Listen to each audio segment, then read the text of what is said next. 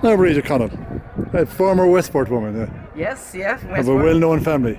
Well, Yeah, well-known, there yeah. are many spikes to that family, you know? Yeah, the Hughes family. Yes, yeah. And your father was? Owen Hughes. And who was he related to in town here? There was a big family, was it? My father was one of 13 from Glenkill. Don't go through them, go on anyway. Yes, I won't go through them all, but Go through some of them, yeah. He was generally in the middle of the family. In the I'm not middle of the family. responsible for the rest of them, you know. He was in the middle of the family, and of course he was too young to be involved in 1916. And he was involved in politics, wasn't he? He was involved in politics. He started off as, of course, as you know, everybody probably knows he was a very Republican in his day and came from a very Republican background, of which he has made us all very proud of. And the other thing I want to say, he stood for Clonapobloch in 1948, I think it was, but was beaten by 300 votes and didn't get elected.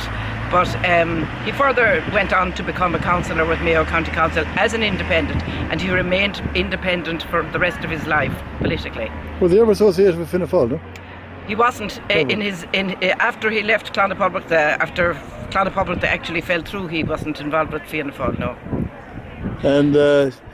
But he was 30 years in Mayo County Council as an independent councillor, and he took a very, very active part in Mayo County Council as chairman of committees of agriculture and vocational school and vocational educational committees as well as many other things, you know.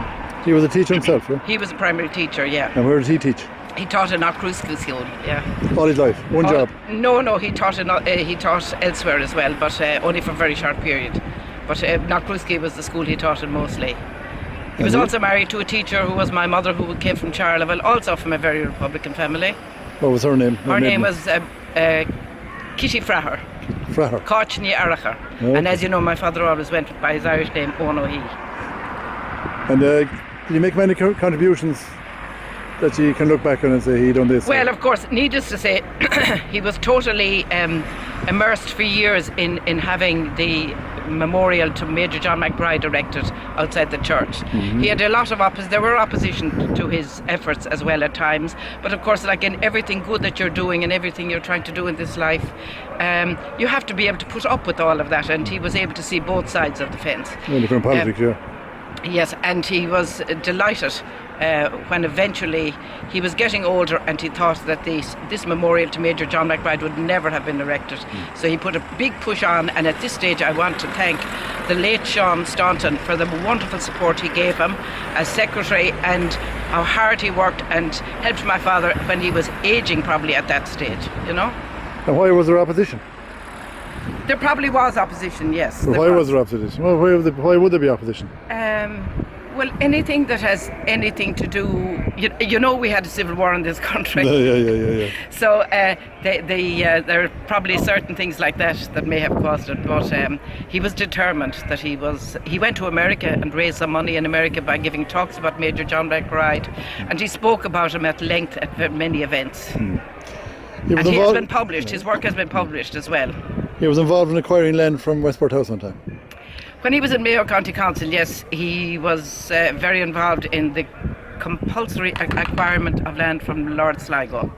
And that in itself, if anybody looks up the papers, there were letters to the Times that were very animated and very anti what he was doing, because they thought it would take from the look of Westport House and from the beautiful land about it. But as everybody knows, the best part of the town was closed off by a big gate going into Lord Sligo's estate.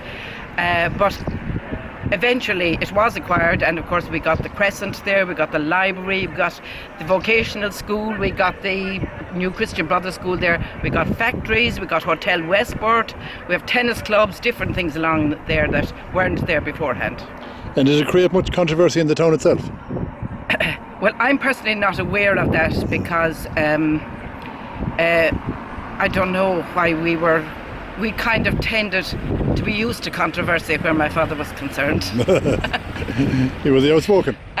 He was very honest. He was a smart man. He was very truthful. He was a well-educated man, and my mother was a very well-educated woman, and education was probably the element that took them out of probably a very less well-off background themselves. Yeah.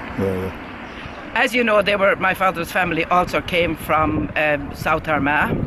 And of course, they were 1798 people. They were Old Fenians, and naturally, that's where 1916 culminated. It was as a result of 1798. And when did they come to Westport? They came to Westport about 2 years prior to 1798. And why did they come down here? Was it They were evicted. Oh, evicted. They were evicted, yeah, like a lot of people. It wasn't the linen industry. No, they were down, blacksmiths. I think most of them would have been blacksmiths, and they were tradespeople, you know. But they were mainly blacksmiths. And up to a number of years ago, my father had a third cousin who was a blacksmith here in the town, Harry Hughes. So a lot of his family became teachers, did it? Some of the family. Well, you see, he was lucky that. His father was a small farmer with about 25 acres in Lankill, but they worked very hard. And as you know, they were all sent to Frongaf as well, you know. Yeah. But Charles Hughes, who was a brother of my grandfather's, was a great businessman, and he started working with the Browns of Westport as a shop boy, and then he went on further and to set up his own businesses. And of course, at one stage, you know, the Hugheses had about 7 factories. I don't want to sound boastful because. Oh no, that's real. They're facts. You know, yeah, I don't want to sound. Nice to get the facts. Yes. Yeah. But it gave a lot of employment when employment was necessary, especially employment for women. Yeah, I hear there was more jobs in the 50s and 60s in Westport than there was in Galway. Oh, there were manufacturing jobs. There were loads of manufacturing jobs here, and I think, in fairness, Charles Hughes did spend a lot of money in Westport and did try to do his best. He was also on the Urban Council in Westport. Yeah. I know nobody went into politics after him. None of the family got. None of us went into politics, but we were always, you know, very much aware of our communities. We were reared in a very altruistic home by both our mother and father, and we have all gone on to do an awful lot of work in our communities in developing anything we're involved in, and we see that is the future of Ireland. We have to pull together, and we make our own towns. We make our own country.